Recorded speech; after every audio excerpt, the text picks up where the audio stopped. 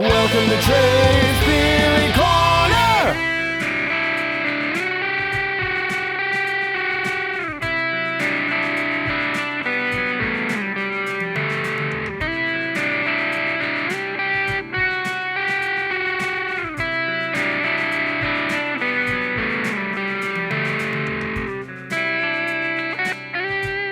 What's up, Gear Mortals? Trey Xavier here, and on this episode of Trey's Theory Corner, we're going to be discussing seconds, both major and minor. This is the first in a series on the individual intervals that we discussed in last week's episode.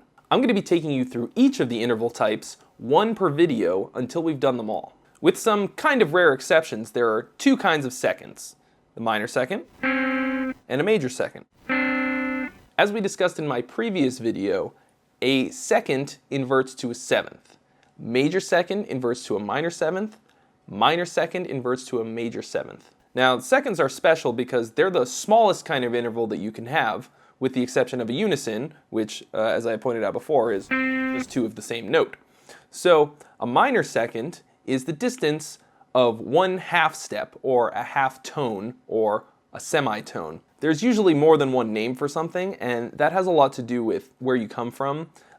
In the US, we generally call it a half step, and other places in the world, they call it a half tone or a semitone. It's just any note and the note that is immediately above it. There's no smaller actual distance between any two notes. This is typically considered to be one of the sharpest dissonances that exists in music.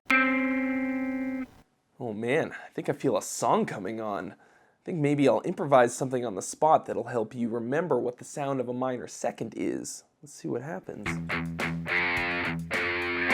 This is a minor second. This is a minor second. This is a minor second. This is a minor second.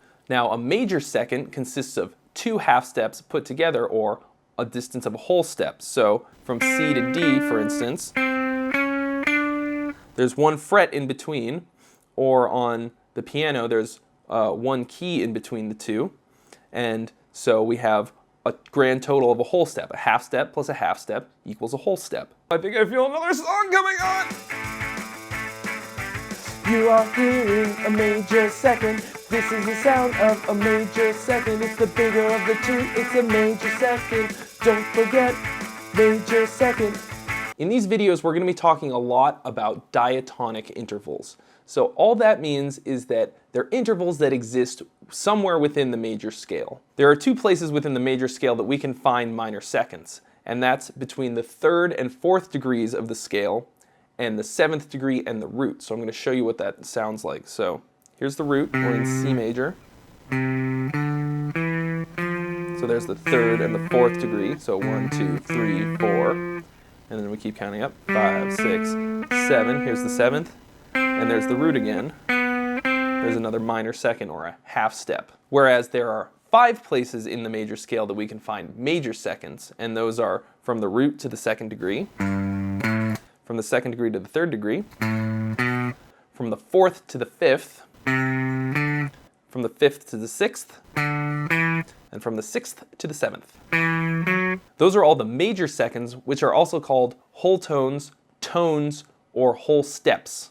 So you remember when we were talking about the major scale, and I sang the song about whole, whole, half, whole, whole, whole, half?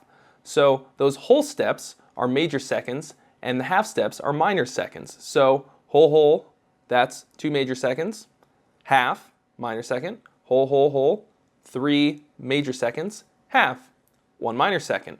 So you can see that there's 5 major seconds and 2 minor seconds in the major scale. Easy beans.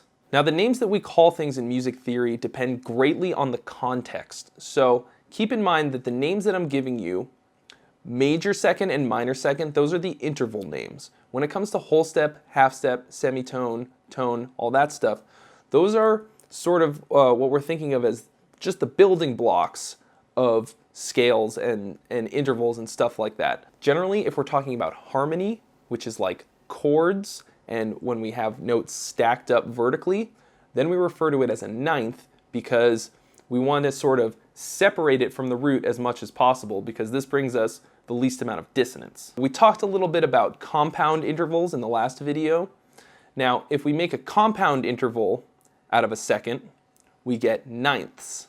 So there's a major ninth and a minor ninth, which are the same as a major second and a minor second, but just with an extra octave added in between. For example, a C to a D is a major second, but if we take that D and we bump it up an octave, then we have a compound interval of a major ninth. Still the same two notes, but now there's an octave plus a second, a major second in between them.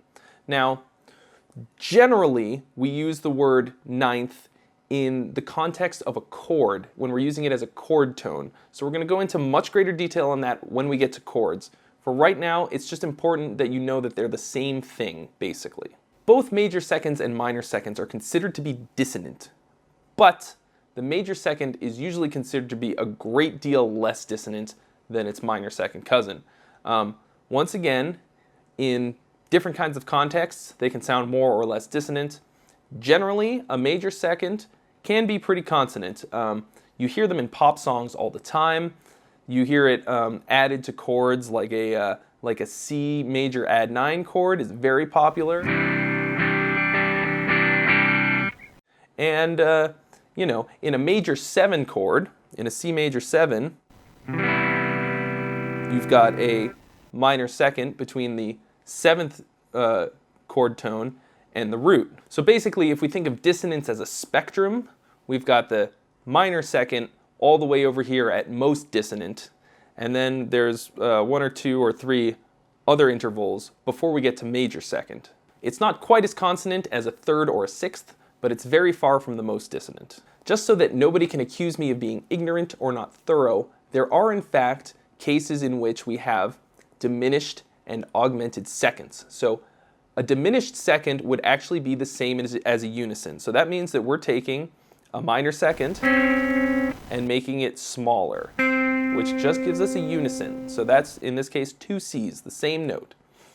There are some cases where you would call it a diminished second. I can't really think of any reasons off the top of my head why you would do this that wouldn't just really confuse you a little bit further, so we're just going to leave that alone for now.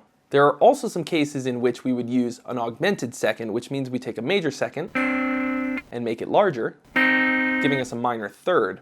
That has to do with scales, for instance, like the harmonic minor scale, in which we've taken a note from the regular minor scale and shifted it up one, giving us still, because it's in a scale context, normally scales are made up of seconds, so we've sort of, since we've stretched that second, we refer to it as an augmented second. We're not going to worry about that too much just now. If you didn't understand that, just forget about it. Don't worry about it for the moment. One of my favorite uses for seconds, and one of the most prevalent in heavy music, is using a second as just a straight up dissonant sound, an intentionally jarring, dissonant, evil sound.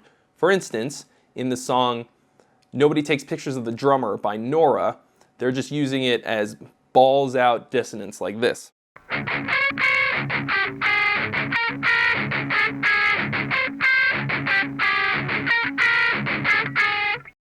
So you can tell that a lot of those notes do not exist in the same key together, and thus you get this very jarring, evil sound. And the way you know that is because there's 4 different minor seconds that happen in that riff. And as I mentioned before, there are only 2 minor seconds in any given major key. So we can deduce that at least 2 of those are going to be mutually exclusive. Thanks so much for watching, guys. If you have any questions, be sure to leave them in the comments section and I will try to answer them for you. And I will see you in 2 weeks, 2 Tuesdays from now, with a brand new episode talking about thirds.